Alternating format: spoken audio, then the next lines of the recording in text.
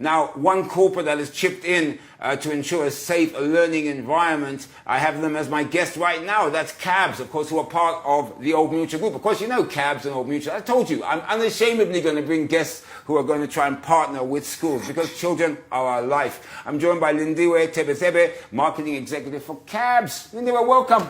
Thank you, Andy. Good to have you here. Thank you. Now, look at some of these statistics. I mean, think about this. We have 5.7 million students in schools, and they need water because obviously COVID-19, flowing water is critical. Cholera is sort of, it's a waterborne disease, so obviously cleaning of toilets and so forth. And one of the issues we had, of course, in some areas where there is no water, is the schools may not have water themselves. But CABS is there. This is why I say I really applaud you guys. CABS is there, particularly putting in water. Tell us about your initiatives. So our initiative actually started 2021 when we were preparing to reopen schools post-COVID. You know, we were hit by COVID 2020. And as one of the conditions for reopening of the schools, government required, or the health system actually required that we have proper water and sanitation measures put in place for schools.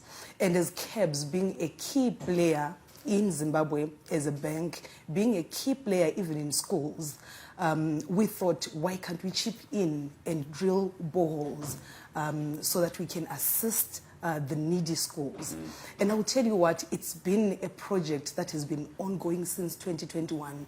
And as we closed 2023, we had 22 boreholes drilled. Wow, that's in 22 separate schools. This is what I say, you know, this is what I say. This is the type of corporate responsibility we like to hear. But it isn't just boreholes, because obviously you need the boreholes to run. So you're also into the, I don't know if you're into the solar panel business, but that's important. So it's a complete set. So we drill a borehole, a sustainable borehole, power it up with solar, also do reservoirs, the tank, so that at least we pump into a tank and then allow the school to draw water from the tank.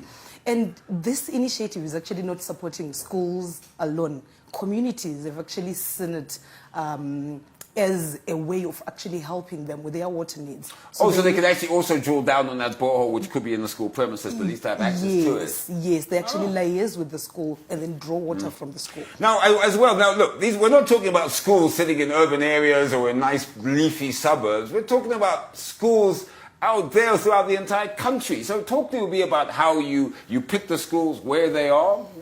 We picked an implementing partner, obviously working with the Ministry of Primary and Secondary Education. We said we can't do it all by ourselves. Let's identify the needy schools, schools that actually had hit by drought. I'll tell you what we've been to Gutu, we've been to Chocholo, we've been to Mberengwa. We've been everywhere across the 10 provinces of Zimbabwe. And we have actually impacted. I remember the story from Gwokwe. They had actually tried about 2 times to drill a borehole for themselves. They didn't find anything. They didn't. Okay.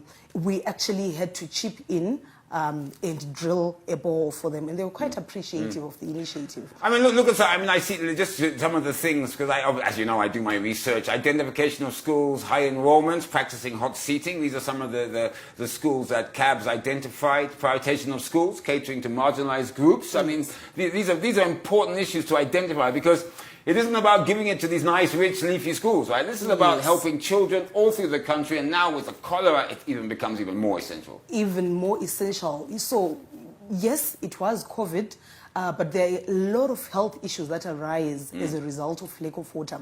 So we actually see it as a more sustainable way of helping our communities. So we are hit by cholera today. It may become actually another disease on another day or whatever it is. Yeah, it could be something else. It could be something else. Yeah. Potable and running water for children at schools is just like, it's a given, isn't it? You can't get around that.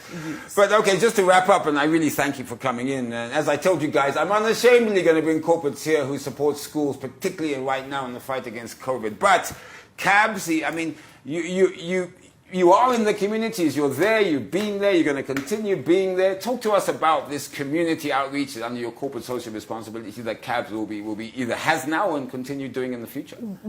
Correct. So we, like I indicated, quite appreciative of the role we play as a responsible corporate citizen. Boreholes, we are continuing that initiative. But what we actually did last year was to join hands with Pick and Pay and donated towards the fight against breast cancer. So we are in the health space. Yeah. We are also in the sport. We support sport, different disciplines. We also support arts. What we've said as an institution is we have a diverse customer database which has different interests, be it sports, be it health, or whatever it is. So we actually play in those different spaces, and we will continue supporting the communities we serve. Is there any sort of plans in terms of the community corporate social responsibility plan for 2024? I mean, I'm sure you're going to obviously continue getting into communities. Yes, and we're going to be unpacking those. Actually, let me not preempt, but there is a lot. All right, so there you go. So something is coming up from CABS. What it is, I don't know. She's not going to tell us. I'm going to try though, aren't I? Yeah. Lindiwe, anything you'd like to say on CABS' behalf to everyone out there? You're talking to millions of people. Yeah. What I can actually say now is just to thank Zimbabwe for trusting in the brand CABS.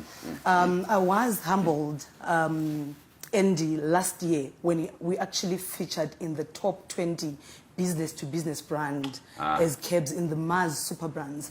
And for us as CABS, what we really saw was the trust that Zim has on our brand. Yeah. We've been here for quite some time. Yeah. We have banked generations and generations. But I think my grandfather used to bank with you guys, yeah. And you are and that makes me young, right? So it's that generational trust we've gotten from Zimbabwe, and we thank you, Zimbabwe.